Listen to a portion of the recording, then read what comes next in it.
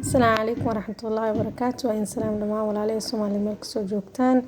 Waa idin salaamay. Maanta waxaan rabaa inaad la wadaago barkintaas qaabka u sameeyay. Waxaa loo yaqaanaa barkinta nursing pillow, barkinta naas nuujinta. Barkintan waxay anfacaysaa hooyooyinka umusha ah oo ilmaha aadka u yaryar haystaan. Maxaa la dhahaayay hooyada marka ay dhasho cunuga aad u yaryahay Soomahan markay soo qabsato marka cunuga naaska si fiican ma u gaarsiin karto.